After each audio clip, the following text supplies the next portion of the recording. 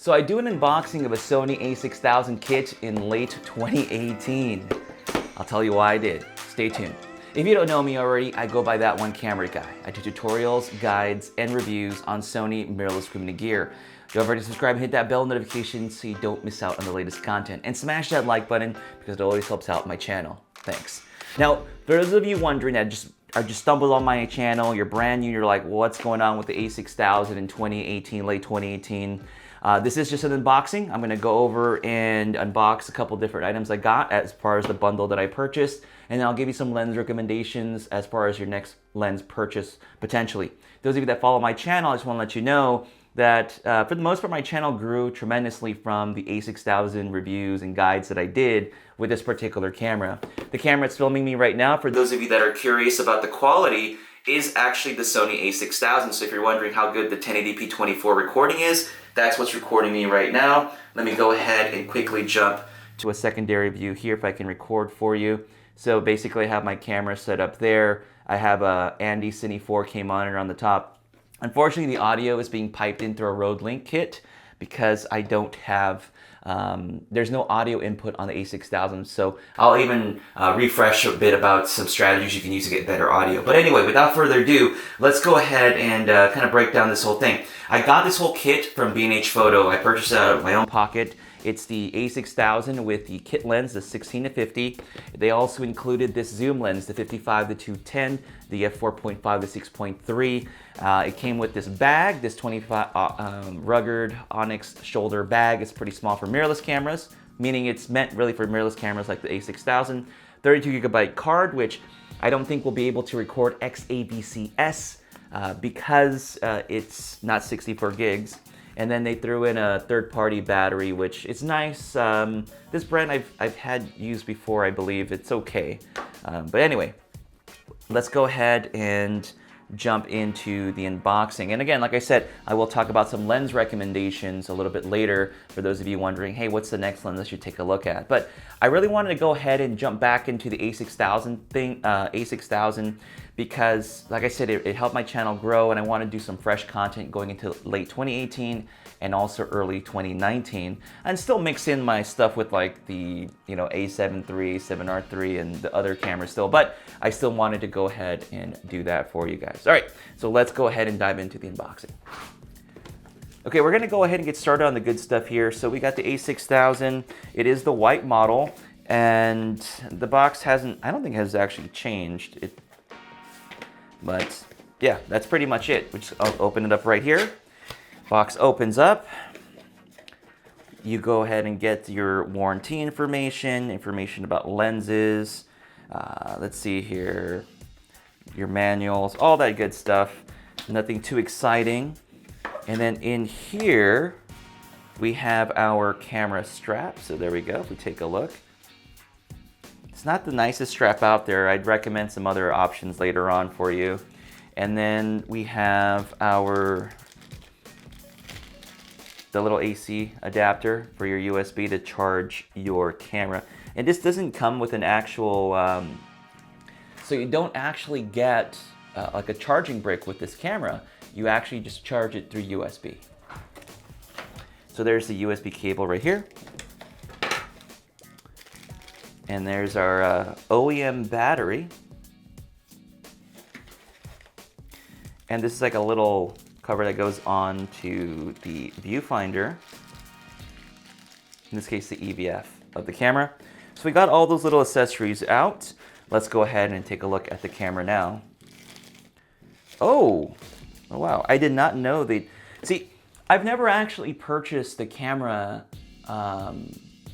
I always usually just get the body and buy my own lenses, but I didn't know that they actually kept the lens attached. So let's take a look at it. Here we go. Oh wow, this is interesting. Whoa, take a look at that. So this comes with the silver lens.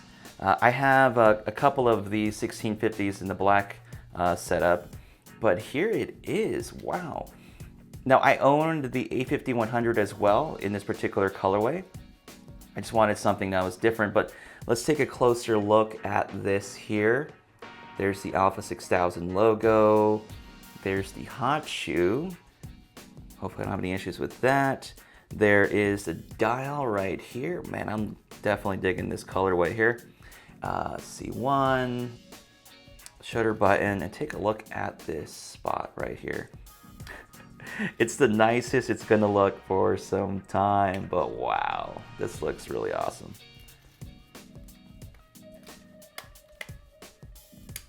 There's the ports right there.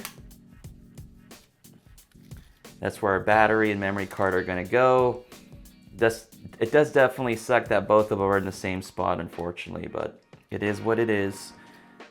Recording button, NFC. And what's really cool, well, what I usually do when I get cameras is that I do definitely encourage you guys to pick up some sort of screen protector for your camera. So I also went ahead and picked something up. I hope this is for my camera. Yeah, hopefully. Because the back of the screen on these Sony cameras gets scratched up very easily, so I always get one every single time. And I highly recommend those of you that got an a6000 recently to do the same. I'll put a link down below for some of the stuff I recommend. Most of them work just fine anyway. I don't really have any issues. I mean, you can get anything you want for the most part, but I recommend it. All right, so here it is. I took the lens cap off. You sort of pinch it off, but there is the a6000. Wow.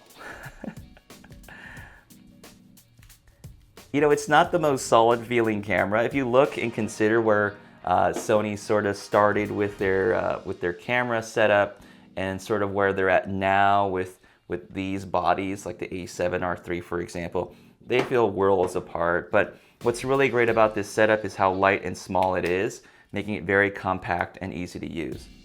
So let's go ahead and move this out of the way. Let's go ahead and take a look at the 55-210 next. Here's the side of the box. It's nothing out there, guys. It's just orange all the way through. Now the copy I bought, the one that I used, was a used version. I just bought it off of eBay. But again, it's the first time I'm buying this particular lens new. Let's see. So it is a silver colorway on this one. Comes with the lens hood. Something you'll find interesting coming from Canon. But here is the lens, fairly light. There is it with the cap off, so you can see what that looks like. Very reflective, definitely. Let's go ahead and get this hood out of the way. Here we go.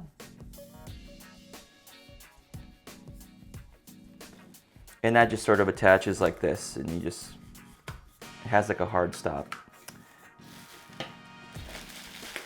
Let's go ahead and swap out the lenses so you can see how it looks with that particular lens.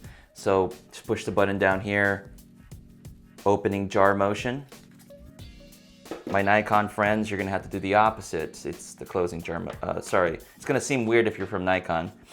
And then just match the dot right there, white dot to the white dots on the side right there. Closing jar motion, there we go. Let me take the lens hood off. Very light still combination. It's definitely a much longer lens, but it's a really light setup. That's the reason why people really like this kit. It just keeps it very light altogether. You can still see why people have a big appeal for it. But there you go. Here's the a6000 with the 55-210 kit. I am looking to do some more testing with this stuff going into the future, shooting some sports with it for you guys and giving you my updated review on this, and still comparing it to current models today. So let's go ahead and jump into the other few things we still have left. We have this bag here. Now, like I mentioned earlier, the Rugged brand is something that's used at B&H Photo. It's kind of like their product line. But they even have a little decal here that shows you how it fits your camera. This definitely will not fit the 55-210, I don't think. It's just going to be, well, actually, no. If I take this out, if I take that inner piece, okay, so you definitely could place it sideways like this. It's going to be a slightly tight fit. You could do it. And then you could, I think, kind of push in here.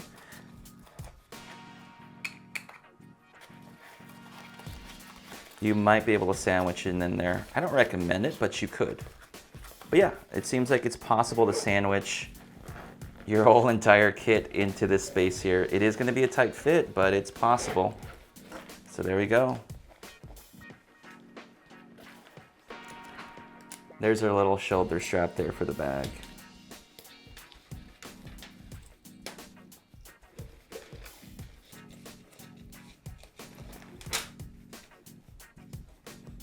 But anyway, you can get your camera in there, slot in some extra batteries. We can take in our spare battery we got from them. No, we can slot it in here potentially, as far as the space is concerned. So there's a few ways you can sort of set this up, but that's the bag. And I'm not gonna go ahead and open up this card because you guys all sort of know how that goes. But that is it. That's the unboxing for this little kit. Now, for those of you that are wondering, that are itching for this, I highly recommend that you check out my full manual control video guide that goes over the a6000 if you just went ahead and picked one up. Now, if you're thinking about what the next lens you should pick up, I highly recommend a prime lens. And one of the prime lenses I recommend you check out is going to be this. It's the Sony 50mm f1.8. It's not going to break the bank. If you were able to get it during the Black Friday, there was a little bit of a sale on it. I don't know about now, but I'll try and link something down below and see if it helps you out. Another option you can consider is the 35 f1.8 optical steady shot lens. It is more expensive, but it's worth it if you need stabilization for your a6000, if you know you're gonna be doing some handheld video. But I really think this kit lens will get you going for the most part for the time being. Another option to consider is actually this, which is the Sigma 30 f1.4. It's a very fast prime lens.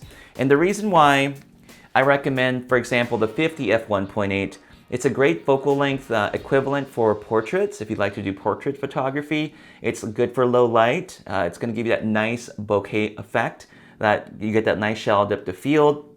The 35 is a little bit wider, which is nice, but it has a stabilization, which makes it even better. And in the 30 f1.4 is just a little bit better in lower light than the 35.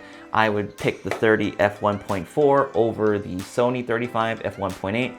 But if you need stabilization, I would highly recommend this one over that. But those are my quick recommendations and my unboxing for the a6000. If you found some benefit out of the video and you want to see some more videos on the a6000, let me know in the comments down below. Smash that like button, subscribe if you haven't done so, and I'll catch you in the next video. Peace. I left my heart in California. I let it go deep into the blue.